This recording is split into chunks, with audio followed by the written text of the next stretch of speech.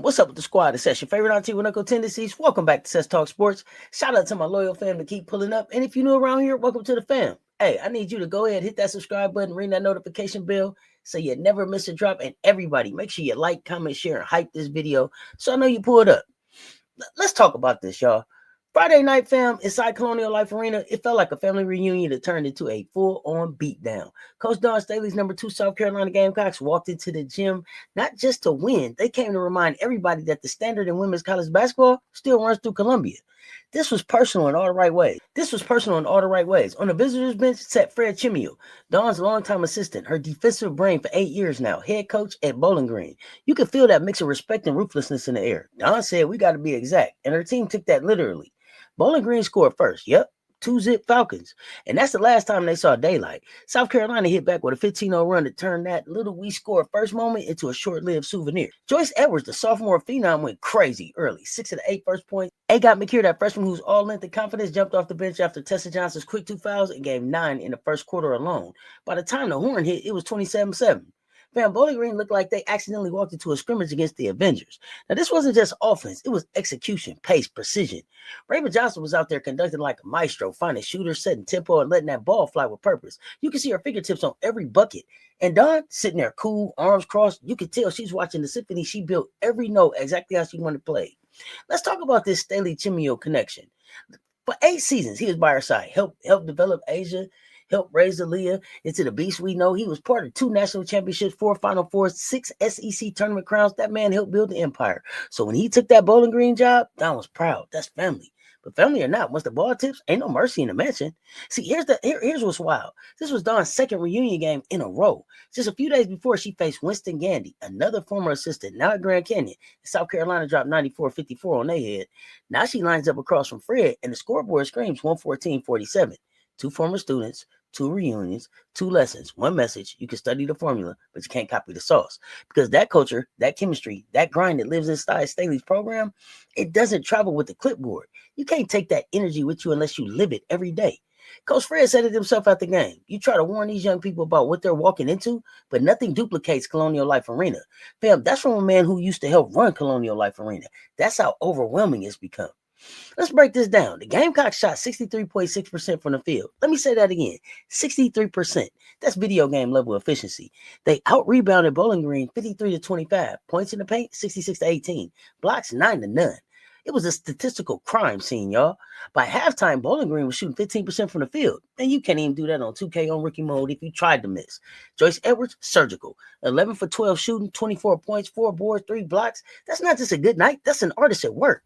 Tonight, Latson, even on what she called an off night, still dropped 17 points, went perfect from the line, 7 for 7. That's what elite looks like. Even when the jumper's iffy, you still find ways to fill that stat sheet. Tessa with the J. Listen, Trench baby Tess back from foul trouble, gave 14 and tied her career high with 7 rebounds. Freshman Ayla McDowell, oh man, hit her first 2 college threes, added 11 and said it best. It all comes from my teammates. They pour so much into me. That's the kind of culture Don preaches. Confidence passed down, not bought. And then there's Raven Johnson. 11 points, 11 assists, second career double-double. Moved into 8th on South Carolina's all-time assist list. She's the engine, the heartbeat, the GPS, the culture, the playlist, all of it. Oh, and Medina Okot, first Gamecock double-double, 13 and 11. That front court, a wall. That paint, off limits. Fam, they call this a 7-headed attack, and that's exactly what it was. You stop one, 6 more coming at you. Now, here's where Dawn Staley separates herself from everybody. You drop 114 points, win by 67, and when you walk into the pressure, she's not bragging. She's talking defense. She said we have to be exact right now. That's her words, exact. She's not letting them enjoy the scoreboard because she's focused on the habits. She said practice all week was about cutting down defensive miscommunication, and you can see it translate. They held Bowling Green's leading scorer, Paige Kohler, who came in averaging 18 a game, 7 points on 3 for 15. Lauren Gerken, their top rebounder, to 1 for 9. Fam, that's clamps, padlocks, and whole locksmith service. You understand? That's what makes this program different. It's never about who they beat. It's about how precise they were while doing it. That's championship DNA. You don't turn that off because you're up 50. Fourth quarter, game already over. They shot 81.8% from the floor. That's almost perfect. That's what Staley means by playing to the standard, not the score. Now, let's not forget, this game had emotion. You can see it in Coach Fred's eyes pregame. Hugs, smiles, memories. This was family. But once the whistle blew, the emotions had to sit on the bench. After the game, he said it straight. They're the number 2 team in the country for a reason. He wasn't being polite. He was being real. Because when you've seen how that program runs from the inside, you understand it's not luck. It's Dawn's system. It's accountability. It's culture. And that culture don't crumble. It multiplies. Think about it. Gandy's GCU team loses by 40. Fred's Bowling Green team loses by 67. That's not disrespect. That's evolution. The Gamecock machine keeps turning and the tree keeps growing. All right, fam, you already know what time it is. This is where I want to hear y'all thoughts. So after you finish watching, drop your takes in the comments below. Hey, listen, who's your early MVP from this Gamecock squad? Joyce Edwards, Raven Johnson, somebody else? How scary is this team once Tania Latson's rhythm really clicks?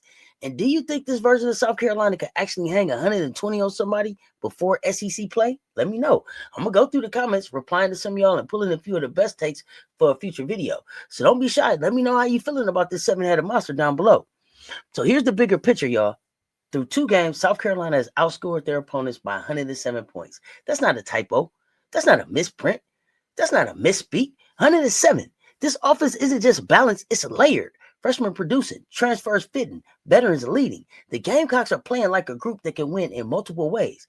They can outmuscle you, outrun you, outthink you, or simply outlast you. That's why this 7-headed monster is so dangerous. No single scouting report can solve them. Next up, the in-state rivalry. Clemson rolls into Columbia. South Carolina's on a 14-game winning streak over them Tigers. But here's the twist. Clemson's 2-0 too. They're confident, they're physical, and they think this may be the year they shock the world. Fam, spoiler alert, it ain't. But what will make that game fun is seeing how Staley's group handles a rivalry environment while maintaining that precision she's preaching. The question isn't can they win, it's how crisp will they be doing it. This moment right here says something bigger than a box score. When your former assistants are now head coaches and you're still out here outclassing everybody, you're not just a program anymore. You're a movement. Dawn Staley has turned South Carolina into a coaching incubator, a factory of excellence where assistants become head coaches, players become pros, and every generation keeps elevating the standard. That's why when Fred said it was overwhelming, you knew he wasn't lying. Because Dawn's empire doesn't just recruit, it reproduces. Fam, this is what dynasties look like in real time. It's not about trophies, it's about systems that outlive eras. And this is where I want to land, fam, because this game wasn't just about numbers. It was about philosophy. Staley's team doesn't play to impress, they play to improve. That's why you get 114 to 47 wins and still hear her say, we can be cleaner on defense. It's that accountability that makes banners multiply. It's the same reason why freshmen like Ayla can step in with confidence, because in this house, excellence isn't optional, it's expected. That's why when the lights hit, the jerseys shine, and the world tunes in, you already know what's coming. Intensity, efficiency, family, standard. So to wrap this one up, let's call it what it was, an overwhelming homecoming, a reunion built on respect that ended in a reminder. You can leave South Carolina, but you can't escape the standard. The Gamecocks are now 2-0. The machine is fully operational, and every team watching this film knows they ain't ready for that 7-headed storm. All right, fam. Make sure you drop a comment with your thoughts on the overwhelming homecoming of South Carolina 7-headed attack. Don't forget to hit that subscribe button, ring that notification bell, and share this video with somebody who loves the Gamecocks. Catch y'all next time on Cess Talk Sports, where we always bringing you the latest on the rising stars and legends in the making. Y'all keep hooping. Stay tuned. Talk soon. I'm out.